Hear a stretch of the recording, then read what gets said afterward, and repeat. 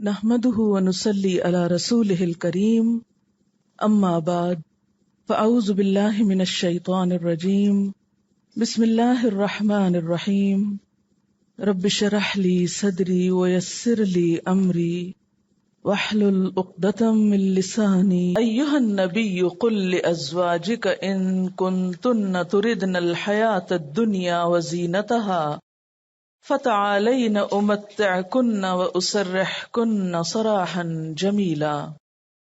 اے نبی صلی اللہ علیہ وسلم، اپنی ازواج سے کہہ دیجئے اگر تم دنیا اور اس کی زینت چاہتی ہو تو آؤ میں تمہیں کچھ دے دلا کر بھلے طریقے سے رخصت کر دوں، تمہیں کچھ فائدہ پہنچاؤں اور تمہیں رخصت کر دوں، رخصت کرنا خوبصورتی سے۔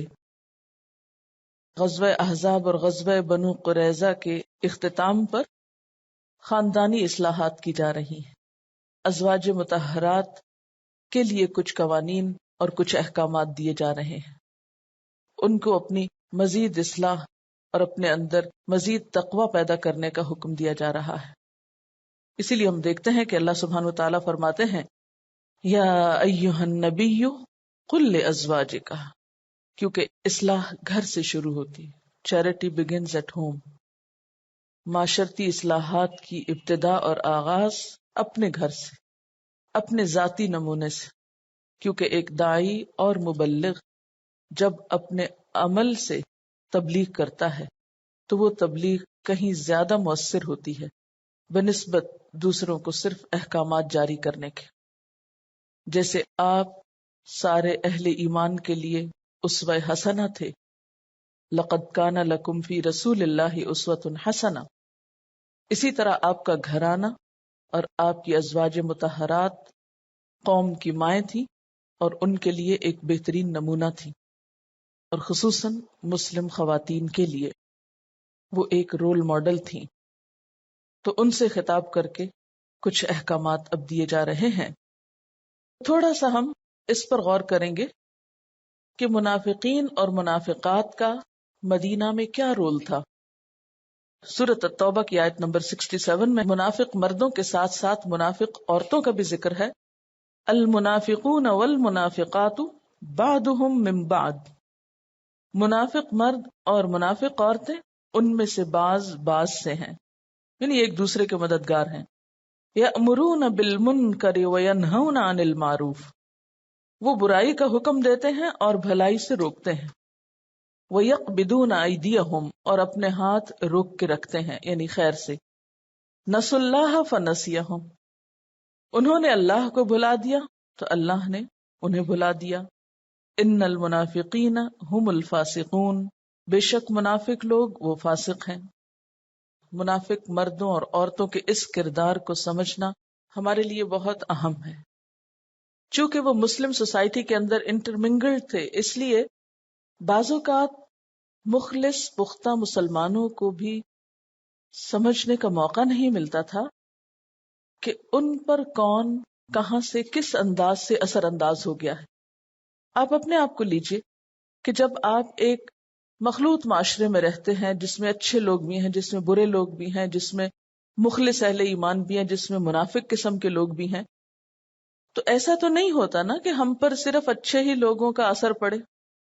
ہم بعض اوقات برے لوگوں کے اثرات بھی قبول کر لیتے ہیں یا نہیں، دین کا مذاق اڑانے والوں کی باتیں بھی سن لیتے ہیں، اور بعض اوقات پتہ ہی نہیں چلتا کہ ہم غیر محسوس طریقے سے ان کی ہاں میں ہاں بھی ملا دیتے ہیں، انہی کی ٹون اور انہی کے الفاظ اور انہی کے سلوگنز اور انہی کی ٹرمینالوجی یوز کرنے لگتے ہیں۔ تو اب بات یہ تھی کہ منافق مردوں کے علاوہ منافق عورتوں کی بھی اپنی سرگرمیاں تھیں۔ وہ کیا کرتی تھیں؟ نیکی سے روکتی تھیں اور برائی کا حکم دیتی تھی، اور ان کی یہ ایکٹیویٹیز ازواج مطہرات تک بھی پہنچ چکی تھی، کیونکہ عورتوں سے تو عام طور پر پردہ نہیں ہوتا، ان کے ساتھ ملنے جلنے کے مواقع ہوتے، اور انسان جب ملتا جلتا ہے تو ہر طرح کے لوگوں سے ہی ملتا ہے۔ تو ان منافقات نے آپ صلی اللہ علیہ وسلم کی گھریلو زندگی کی خوشیوں کو، سکون کو درہم برہم کرنے کے لیے بڑی خطرناک مہم چلا رکھی تھی. یہ منافقات امہات المؤمنین کے پاس جاتی اور بڑے ہمدردانہ انداز میں کہتی کہ آپ لوگ اتنے اچھے گھرانوں کی بیٹیاں ہو اور یہاں آپ لوگوں کی زندگی حرام ہو رہی ہے، ہر طرح کی راحت سے محروم ہو، بالکل قیدیوں کی طرح زندگی بسر کر رہی ہو. اگر تم فلاں اور فلاں رئیس کے گھر میں ہوتی تو تمہیں دنیا کی کیسی کیسی عیش و عشرت نصیب ہوتی.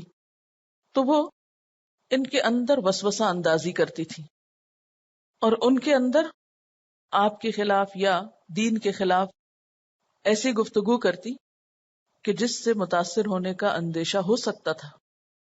اور بعض اوقات ان منافقات کی گفتگو سے ازواج مطہرات پر بھی کسی حد تک اثر ہوا اور ان کے اندر بھی یہ خواہش پیدا ہونے لگی کہ انہیں بھی دنیا کی زینت سے کچھ حصہ مل جائے. ان منافقات کا اصل مقصد کیا تھا؟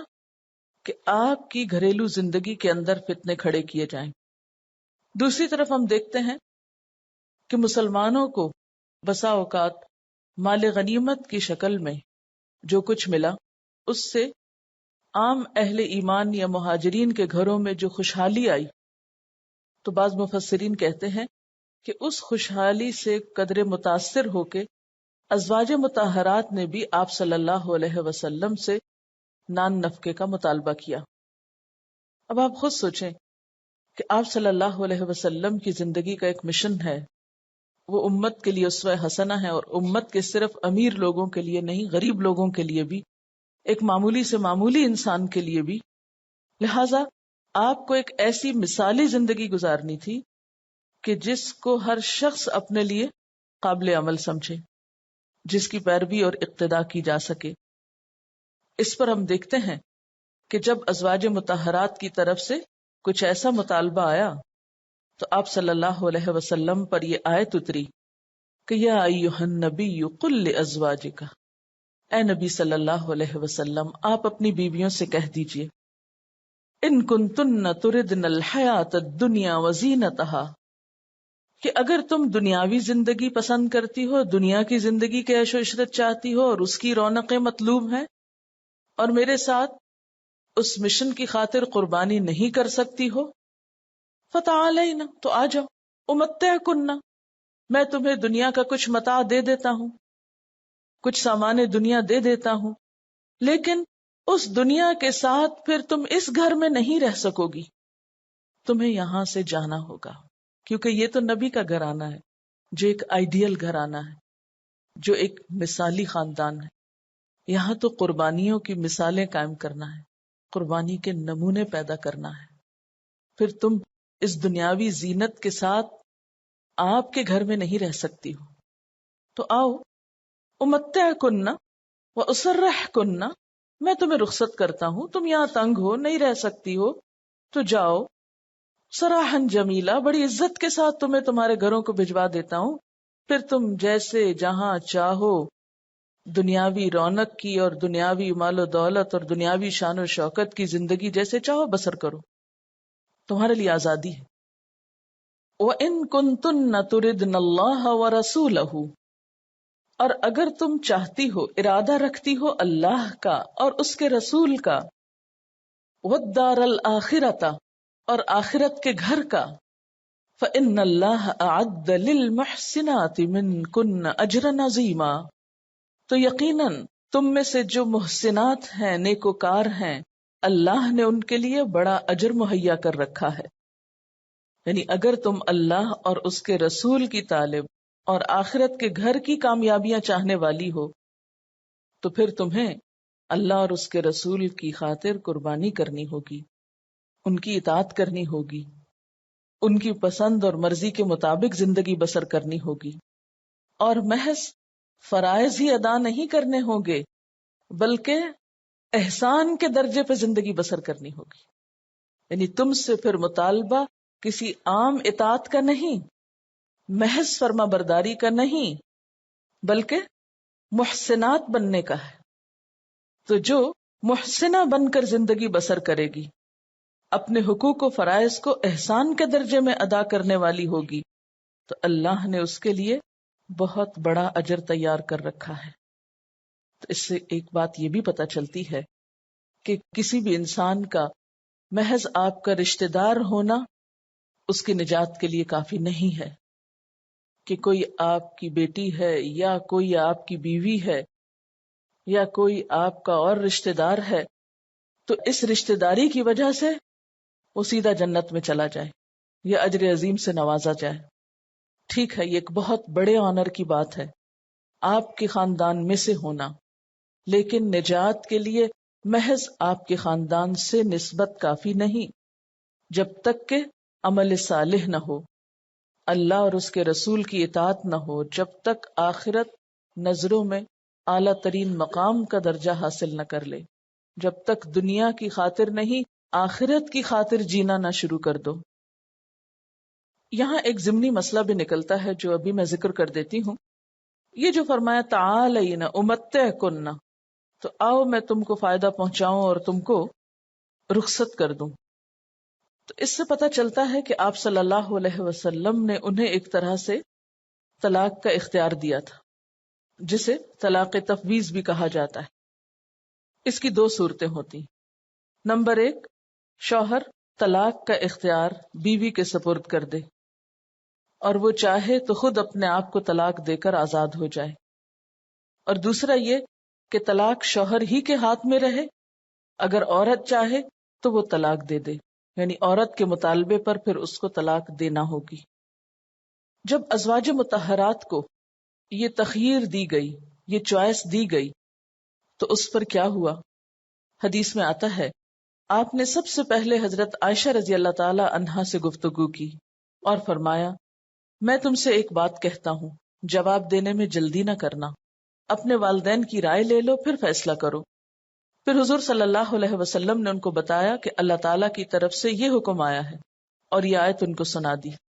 انہوں نے عرض کیا کیا اس معاملے کو میں اپنے والدین سے پوچھوں؟ میں تو اللہ اور اس کے رسول اور دار آخرت کو چاہتی ہوں. اور اس کے بعد آپ صلی اللہ علیہ وسلم باقی ازواج مطہرات میں سے ہر ایک کے ہاں گئے اور ہر ایک سے یہی بات فرمائی، اور ہر ایک نے وہی جواب دیا جو حضرت عائشہ نے دیا تھا. یعنی آپ سوچ سکتے ہیں کہ اس چوائس پر، اس تخییر پر، اس تفویض پر ازواج مطہرات کا رد عمل کیا ہو سکتا تھا؟ بھلا وہ ایسی تو نہ تھی کہ دنیا کی چند دن کی زندگی کی زینت کو اختیار کر لیتی اور آخرت ترک کر دیتی یا چھوڑ دیتی. اس مضمون کو سامنے رکھتے ہوئے ہم ذرا اپنے طرز عمل کا جائزہ لیں کہ جب دین اور دنیا میں، دنیا کے مال و دولت اور دین کی خاطر کی جانے والی قربانی میں ہمیں ایک اختیار کرنی پڑے تو ہم کیا اختیار کرتے ہیں؟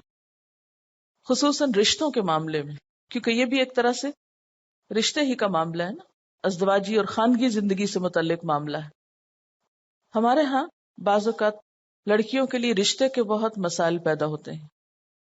ان مسائل کی کئی اور وجوہات بھی ہو سکتی ہیں، لیکن اہم ترین ایک وجہ جو ہمارے معاشرے میں پائی جاتی ہے وہ یہ کہ کوئی لڑکا اخلاق کا، کردار کا، شرافت کا، تعلیم کا کیسا ہی حامل کیوں نہ ہو، عموماً اس کو کنسیڈر نہیں کیا جاتا جب تک کہ اس کی بہت اچھی کوئی جاب یا بہت اعلیٰ بزنس نہ ہو، جب تک اس کے پاس بہت بڑا گھر یا بہت عمدہ گاڑی نہ ہو، خواہ پھر اس دنیاوی دولت کے ساتھ بیسیوں قسم کی اخلاقی خرابیاں ہی کیوں نہ اس کے اندر پائی جاتی ہوں.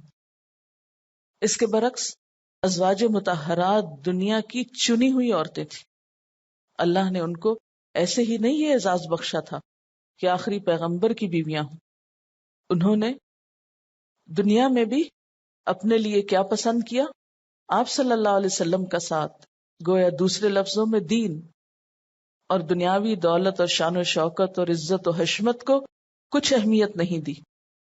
ہم میں سے بہت سے لوگ زبانی کلامی اوپر سے تو ایسے بہت سے دعوے کرتے رہتے ہیں، لیکن جب عمل کا وقت آتا ہے، قربانی کا وقت آتا ہے، تو اس وقت ہم کیا راستہ اختیار کرتے ہیں، کیا طریقہ کرتے ہیں، تو وہ ہمارے ایمان کے امتحان کا وقت ہوتا ہے. اس وقت حقیقت کھل کر سامنے آ جاتی کہ ہماری چوائس کیا ہے، ہمارے اندر پرائرٹی کس چیز کی.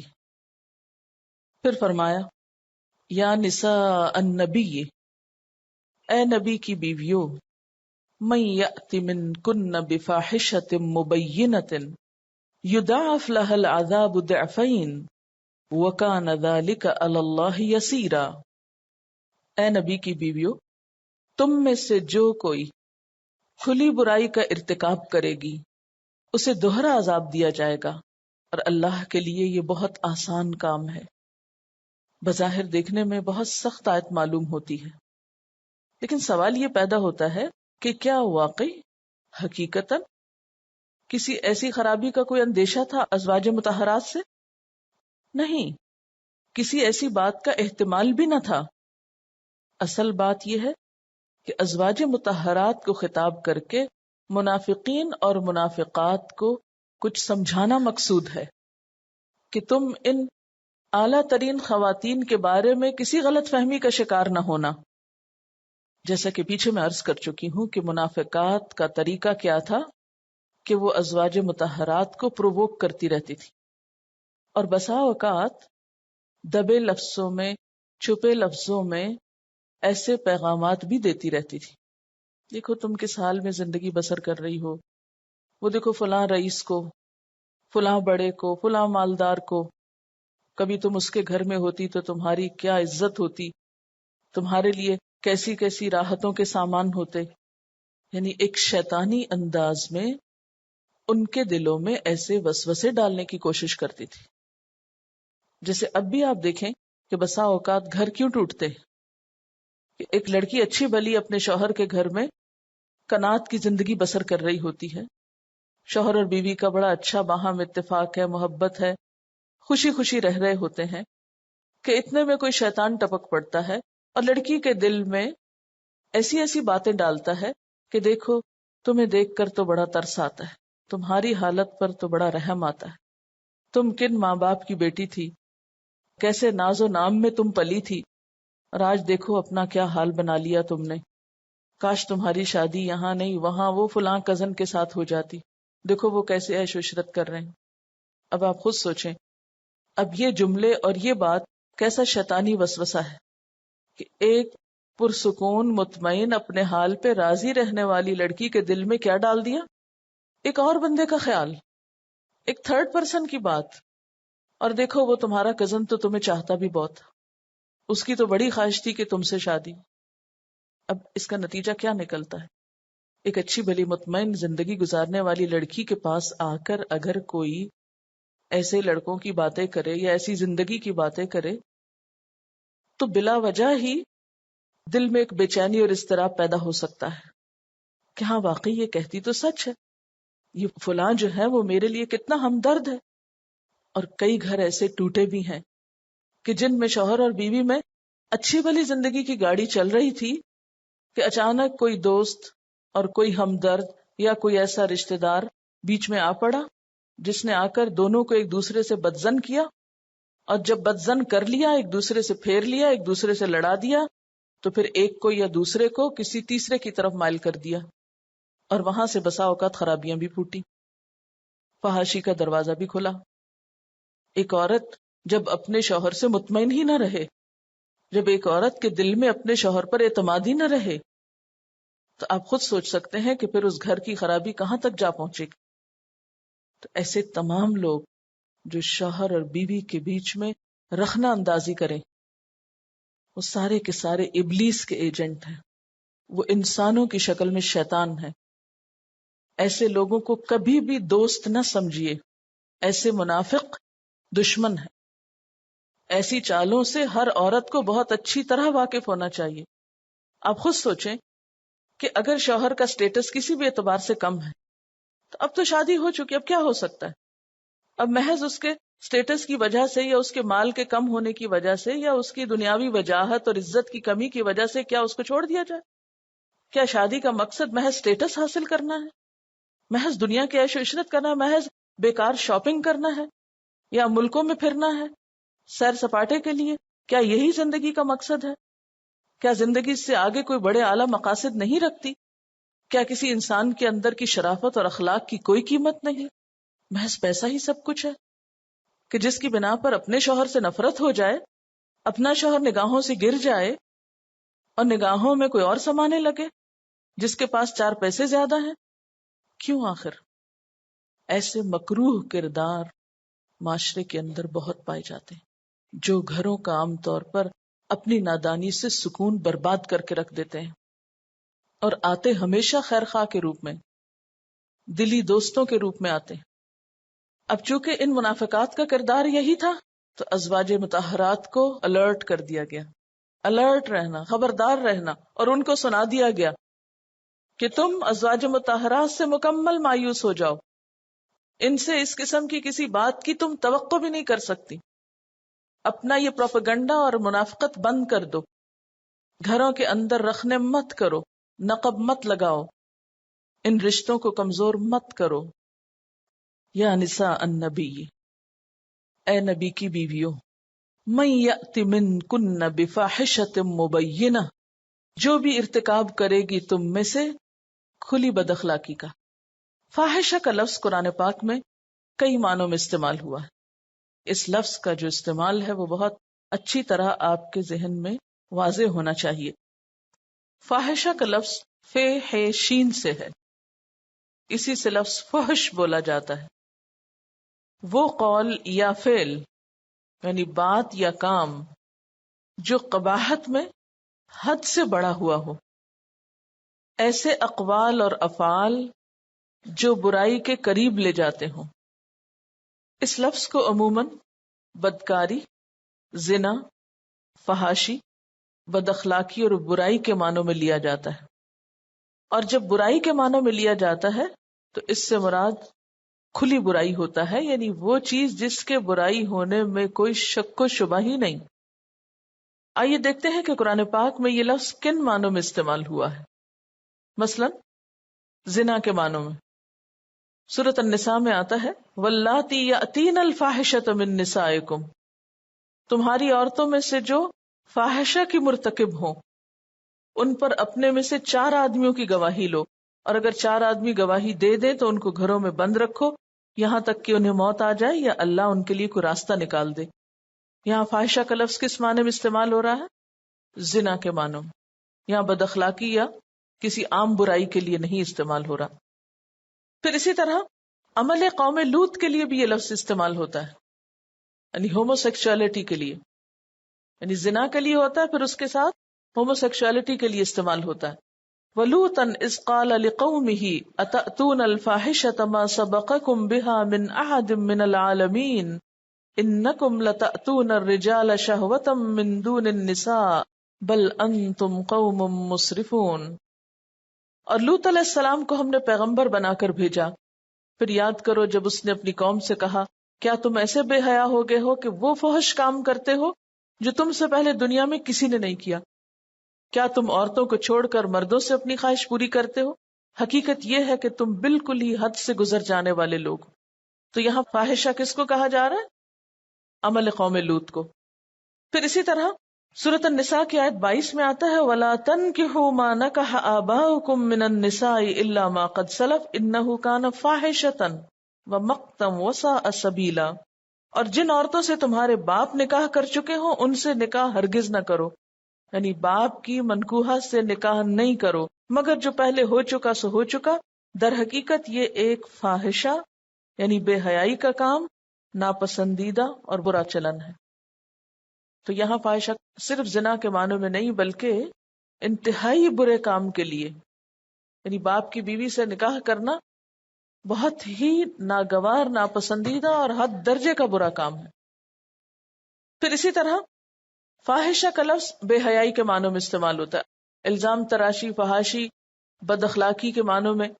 ان الذین یحبون ان تشیع الفاحشۃ فی الذین آمنوا لہم عذاب علیم فی الدنیا والآخرہ واللہ یعلم انتم لا تعلمون. سورۃ النور آیت 19 میں آتا ہے جو لوگ چاہتے ہیں کہ ایمان والوں کے گروہ میں فحش پھیلے وہ دنیا اور آخرت میں دردناک سزا کے مستحق ہیں، اللہ جانتا ہے اور تم نہیں جانتے ہو. تو اس سے کیا پتہ چلتا ہے کہ یہاں الفاحشہ محض زنا کے معنوں میں نہیں، زنا تو اس کا آخری حصہ ہو جائے گا، اس سے پہلے بھی برائی اور بے حیائی کی جو بات ہے وہ اس میں شامل ہوتی ہے. اور خصوصاً یہاں پر فاحشہ زنا کے الزام کے معنوں میں آ رہا ہے، کیونکہ واقع اف کو یہاں پر فاحشہ کہا جا رہا ہے. ان اسکینڈلز کے پھیلانے کے لیے یہ لفظ استعمال ہو رہا ہے. اسکینڈلز کا مشہور کرنا، اس عمل کے لیے لفظ فاحشہ آ رہا ہے. پھر اسی طرح بد اخلاقی کے معنوں میں بھی آتا ہے. یا نساء النبی من یأت منکن بفاحشۃ مبینۃ یضاعف لها العذاب ضعفین وکان ذلک علی اللہ یسیرا. پھر یہ لفظ فاحشہ کے علاوہ فحشا کے طور پر بھی آتا ہے، یعنی ایک ہے فاحشہ اور ایک ہے فحشا. یہ بھی فحش کے معنوں میں ہوتا ہے، کھلی برائی، بے حیائی کے کام. جیسے سورۃ البقرہ میں آتا ہے الشیطان یعدکم الفقر ویأمرکم بالفحشاء واللہ یعدکم مغفرۃ منہ وفضلا. شیطان تمہیں مفلسی سے ڈراتا ہے اور فحشاء کا حکم دیتا ہے، یعنی بے حیائی کے کام کرنے کو کہتا ہے. اور اس فحشاء میں بے حیائی کی باتیں زبان سے کرنا بھی آتا ہے، عملی رویے بھی آتے ہیں، بد اخلاقی، گالی گلوچ اور بےہودہ حرکتیں سب کچھ اس میں آتی، یعنی اخلاق سے گری ہوئی حرکتیں. تو اس سے کیا پتہ چلتا ہے کہ شیطان انسان کے اندر کس طریقے سے داخل ہوتا ہے؟ فحشاء کے طریقے سے. کیونکہ آپ صلی اللہ علیہ وسلم نے کیا فرمایا، اذا لم تستحی فاصنع ما شئت، جب تم حیا نہ کرو تو جو جی میں آئے کرو. تو شیطان کا سب سے پہلا وار حیا پر ہوتا ہے، وہ انسان کو بے حیا کرتا ہے. جب انسان بے حیا ہو جاتا ہے تو پھر اپنی گفتگو پر، اپنے انداز پہ، اپنے رویوں پہ، اپنے لباس پہ، اپنے چال ڈھال پہ، اپنے معاملات، کسی بھی چیز میں اس کو پھر شرم نہیں آتی اور وہ غلط رستے آسانی سے اختیار کر لیتا ہے. پھر یہ لفظ جمع کے صیغے میں بھی استعمال ہوا ہے قرآن پاک میں، فاحشہ کی جمع فواحش کے طور پر. مثلا سورۃ الاعراف کی آیت 33 میں آتا ہے قل انما حرم ربی الفواحش ما ظہر منہا وما بطن. ان سے کہیے کہ میرے رب نے جو چیزیں حرام کی ہیں وہ تو یہ ہیں بے حیائی کے کام. فواحش یہاں بے حیائی کے کاموں کے لیے، خواہ کھلے ہوں یا چھپے. تو خلاصہ کیا ہے کہ فاحشہ لفظ کا اطلاق ان تمام کاموں پر ہوتا ہے جن کا برا ہونا بالکل واضح ہو، یعنی جن کے برا سمجھنے میں کچھ رکاوٹ یا مشکل پیش نہ آئے. قرآن پاک میں یہ لفظ زنا، عمل قوم لوط، برہنگی یعنی ننگے ہونے، جھوٹی تہمت، باپ کی منکوحہ سے نکاح کرنے کے لیے استعمال ہوا ہے. اسی طرح بد اخلاقی کے لیے بھی، یا بدتمیزی اور بد زبانی کے لیے بھی، کیونکہ عموماً بدتمیزی، بد زبانی، بد اخلاقی میں گالی گلوچ ہو جاتی ہے. حضرت یوسف علیہ السلام کے بارے میں آتا ہے کذالک لنصرف عنہ السوء والفحشاء، ایسا ہوا تاکہ ہم اس سے بدی اور بے حیائی کو دور کر دیں. در حقیقت وہ ہمارے چنے ہوئے بندوں میں سے تھا. تو اس سے کیا پتہ چلتا ہے کہ اللہ کے چنے ہوئے بندے فحشاء سے اور برائی سے دور رہتے ہیں. والذین یجتنبون کبائر الاسم والفواحش واذا ما غضبوا هم یغفرون، جو بڑے بڑے گناہوں اور بے حیائی کے کاموں سے پرہیز کرتے ہیں اور اگر غصہ آئے تو درگزر کر جاتے ہیں. اب دیکھیے کبیرہ گناہ میں فحاشی کی بہت سی چیزیں شامل ہیں، لیکن اس کو پھر بطور خاص الگ طور پر مینشن کیا گیا. الذین یجتنبون کبائر الاثم والفواحش الا اللمم، جو بڑے بڑے گناہوں اور کھلے کھلے قبیح افعال سے پرہیز کرتے ہیں، الا یہ کہ ان سے کچھ قصور سرزد ہو جائے. اب فاحشہ کا یا فحشاء کا سد باب کیا چیز کرتی ہے؟ اتل ما اوحی الیک من الکتاب واقم الصلاۃ ان الصلاۃ تنہی عن الفحشاء والمنکر ولذکر اللہ اکبر واللہ یعلم ما تصنعون. اچھا سوال یہ پیدا ہوتا ہے کہ کس طرح نماز اور اللہ کی کتاب انسان کو فاحشہ سے روکتی ہے. انسان کوئی بھی گناہ کا جو ارتکاب کرتا ہے، خواہ وہ زنا ہو، خواہ وہ لواطت ہو، خواہ وہ فحاشی کا کوئی کام ہو، مثلا لباس ایسا بےہودہ پہن رکھا ہو یا اس کی گفتگو کے اندر ایسی چیز ہو. اب دیکھیے کہ جب بھی وہ ایسی کسی چیز کی طرف جائے گا تو تھوڑی ہی دیر میں نماز کا وقت ہو جائے گا. اب اللہ تعالیٰ کے سامنے کس طرح جائے گا؟ کس لباس میں اسے جانا ہے اللہ کے سامنے؟ صرف لباس ہی نہیں، اس کو جسم کی پاکیزگی بھی چاہیے. تو ایک شخص زنا کرنے کے بعد براہ راست تو اللہ کے حضور نماز کے لیے حاضر نہیں ہو سکتا. اسی طرح عمل قوم لوط بھی کیسے انسان کر سکتا ہے یا کیسے اس کو ہیبٹ بنا سکتا ہے جبکہ اسے اپنی نمازوں کی پابندی کرنی ہو. کیونکہ انسان کو برائی کا جو ایک بوجھ محسوس ہوتا ہے اس کو لیے ہوئے اللہ کے حضور حاضر ہونے میں بڑی شرمندگی ہوتی ہے. تو یا تو انسان نماز پڑھتا ہے اور یا پھر ان برائیوں کا ارتکاب کرتا ہے. جتنی جتنی نماز ہم سے چھٹتی چلی گئی اتنی اتنی برائیاں معاشرے میں عام ہوتی چلی گئی. اصل میں تو اللہ تعالیٰ نے یہ ایک سیلف اسیسمنٹ کا ٹول رکھ دیا تھا ہمارے لیے کہ ہم خود کو دیکھتے رہیں کہ ہم کہاں کھڑے ہیں. فاحشہ میں کیا کیا چیزیں آتی ہیں؟ زنا، پھر اس کی کئی قسمیں ہو سکتی ہیں، اس کے کئی لیول ہو سکتے ہیں، جیسے حدیث کی روح سے آنکھوں کا زنا، زبان کا زنا، کانوں کا زنا، فحش گفتگو سننا، فحش باتیں کرنا، فحش چیزیں دیکھنا، وہ سب اس میں شامل ہو جاتی. عمل قوم لوط، برہنگی، ننگا ہونا، جھوٹی تہمت لگانا. ایسی تو گفتگو بھی منع ہے، یعنی ایسی لو سٹوریز کا ذکر کرنا اور آپس میں اس کو شیئر کرنا، ڈسکس کرنا اور اس میں خصوصاً کسی کی عزت کو نقصان پہنچانا، یہ ساری گفتگو بھی فاحشہ میں تصور ہوگی. باپ کی منکوحہ سے نکاح، یعنی حرام رشتوں کے ساتھ نکاح کرنا، اور اس میں صرف باپ کی منکوحہ نہیں بلکہ اگر کوئی اپنی نعوذ باللہ بہن کے ساتھ یا کسی اور محرم رشتے کے ساتھ ایسا کرتا ہے وہ سب اس میں آ جائیں گے. ایک جنرل ڈیفینیشن کیا ہوگی؟ ہر وہ بات یا کام جو انسان کو بے حیائی، بدکاری، بد اخلاقی کی طرف مائل کرنے والا ہو، سب فاحشہ میں آ جاتے ہیں. ہم اس معاملے میں اتنی کنفیوژن کا شکار ہیں، یا تو ہر چیز کو فاحشہ کے اندر لکھ دیں گے یا جو فاحشہ ہے وہ بھی فاحشہ نظر نہیں آئے گی. چیزوں کو آپ مثلا ٹیلی فون اور ٹیلی ویژن کو فاحشہ مت کہیے، ٹھیک ہے؟ فاحشہ کیا ہے؟ یا کام ہے یا بات ہے. کیونکہ اگر آپ نے چیزوں کو کہنا شروع کر دیا تو کوئی چیز نہیں بچے گی پھر، کیونکہ ہر چیز کسی نہ کسی طرح ان کاموں کے لیے استعمال ہوتی ہے، ون وے اور دی ادر، ڈائریکٹلی یا انڈائریکٹلی. تو پھر کیا بچے گا؟ مثلاً اگر کسی خاص جگہ پر، کسی ہوٹل میں یا کسی کمرے میں یا کسی کارنر میں، کسی باغ میں، کسی پارک میں کوئی بےہودہ حرکت کر رہا ہے تو اب آپ کہیں باغ جو ہے وہ فاحشہ ہے اور ہوٹل فاحشہ ہے، یہ کس قسم کی بات کر رہے ہیں آپ؟ اب باغ کا کیا قصور ہے؟ کسی درخت کا، کسی پارک کا؟ وہ اس کا تو نہیں، یہ تو آپ کا قصور ہے کہ آپ اسے کس کام کے لیے استعمال کر رہے ہیں. تو ہر وہ کام یا بات جو زنا، لواطت، بے حیائی، بد اخلاقی کی طرف لے جائے وہ فاحشہ کہلاتی.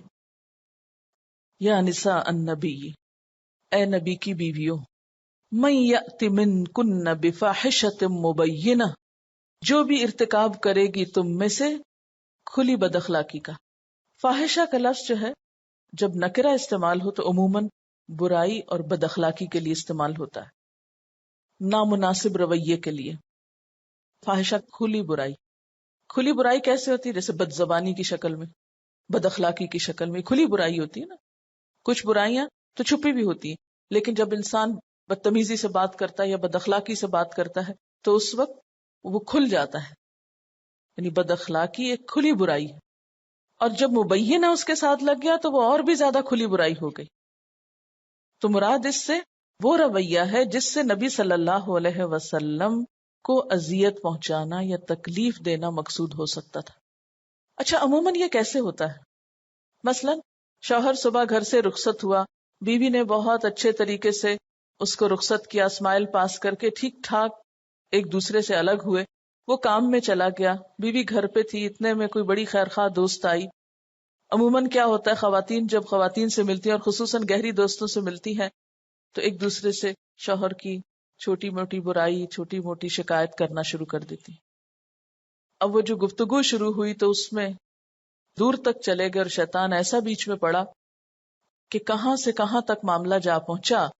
اب کیا ہوا، وہ شیطان اٹھ کے گیا، اتنے میں شوہر کی واپسی کا وقت آیا. شوہر گھر داخل ہوا اور بیوی کا موڈ آف ہے، بات ہی نہیں کر رہی. بھی کیا ہوا تمہیں؟ کچھ نہیں. اب شوہر پریشان ہے، وہ ایک دفعہ بلاتا ہے، 2 دفعہ بلاتا ہے، پھر اس کو غصہ آ جاتا ہے، اور ہو سکتا ہے کہ غصہ شدید آئے تو 1-2 لگا بھی دے. اب تو بیوی کو اور موقع مل گیا، اب تو وہ جو ساری بدگمانی اور غلط فہمی تھی وہ تو 100% سچ ثابت ہوئی. وہ جو کہا تھا نا اس نے، دیکھا وہ ہو گیا نا. یہی تو میں کہتی ہوں کہ اس شخص کے ساتھ گزارا ممکن ہی نہیں.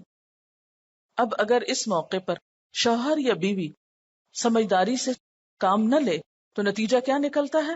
بعض اوقات معاملات بہت دور تک چلے جاتے ہیں اور آسانی سے گھر ٹوٹ جاتے ہیں. اس لیے ازواج مطہرات کو بہت شدت کے ساتھ ہائی الرٹ دیا گیا. یا نساء النبی من یأت منکن بفاحشۃ مبینۃ یضاعف لها العذاب ضعفین. یاد رکھو تم عام عورتوں کی طرح نہیں ہو.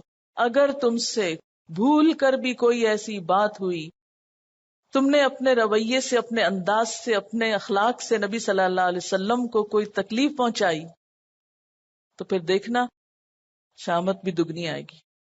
ہوتا نا کہ جیسے کسی کو جھنجھوڑ ڈالا جائے کہ نہیں نہیں نہیں تم نے یہ نہیں کرنا، تمہاری سزا بھی سخت ہے، تمہارے اندر تو اس بات کا شائبہ تک نہ ہو. اب دیکھیں کہ غزوہ احزاب کے موقع پر بیرونی دنیا میں حالات کیا تھے، کتنا شدید امتحان تھا، باہر سے کیسے کیسے دشمن حملہ آور تھے. ہنالک ابتلی المؤمنون وزلزلوا زلزالا شدیدا کی کیفیت. ادھر یہود نے بدعہدی کر دی، خیانت کر دی، وہ مدینہ کے اندر خیانت ہو گئی، غداری ہو گئی. کس کس محاذ پہ جنگ کی جائے؟ اگر گھر کا محاذ مضبوط ہے، گھر کے اندر سکون ہے، اطمینان ہے، تو انسان بہت آرام سے باہر لڑ سکتا ہے. اور جو شخص اپنے گھر میں کمزور، جو اندر ہار رہا، جو اندر سے گر رہا، تو وہ پھر باہر کے دشمنوں کا مقابلہ کرنے کے قابل نہیں ہوتا. اس لیے انسان کے لیے اس کا شدید ترین امتحان اس کا گھر ہوتا ہے، اور گھر میں بھی شوہر اور بیوی کا تعلق اگر یہ بگڑ جائے، اگر اس میں کوئی خرابی پیدا ہو جائے، تو وہ پورے معاشرے کو اپنی لپیٹ میں لے سکتی. اور خصوصاً اگر یہ معاملہ کسی رہنما کے ساتھ ہو، جیسے آگے چل کر ہم دیکھتے ہیں کہ اس کے 1 سال بعد منافقین نے راہ پالی. وہ جس کا ڈر تھا وہ ہو گیا. انہوں نے حضرت عائشہ رضی اللہ تعالی عنہا پہ الزام لگا کے شوہر بیوی کے درمیان ایک بدگمانی کی فضا پیدا کی. واقع عفق کی وجہ سے مدینے کی فضا مہینے بھر تک مقدر رہی تھی. مسلمان ایک شدید غم سے گزرے تھے، اور سب سے زیادہ متاثر تو خود آپ صلی اللہ علیہ وسلم کی ذات تھی.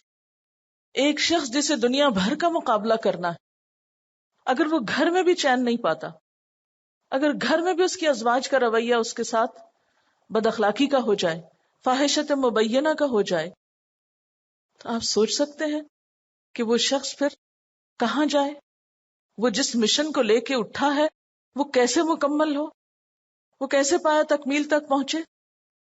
تو اس لیے اللہ سبحانہ وتعالی نے باہر کی سرحدوں کو محفوظ کرنے کے ساتھ ساتھ اندر کے قلعے کو محفوظ کیا کہ شوہر اور بیوی کے تعلقات میں کسی قسم کا کوئی رخنہ نہ ہو، وہاں پر کامل اتحاد اور یکسوئی ہو، فوکسڈ ہو.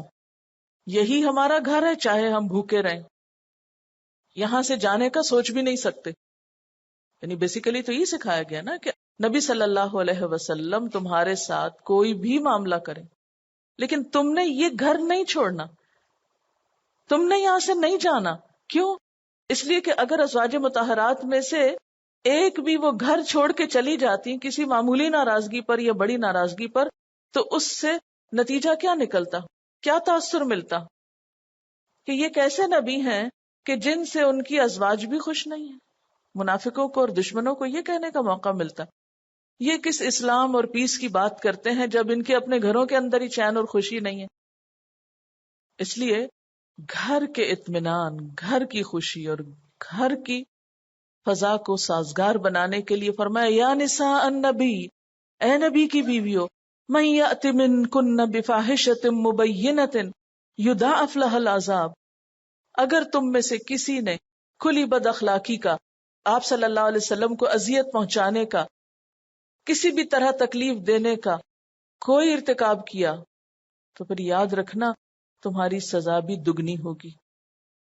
وَكَانَ ذَلِكَ عَلَى اللَّهِ يَسِيرًا، اور یہ بات اللہ تعالیٰ پر بہت آسان ہے. آپ جانتے ہیں نا کہ بڑے لوگوں کی معمولی غلطیاں بھی بہت بڑی ہوتی ہیں.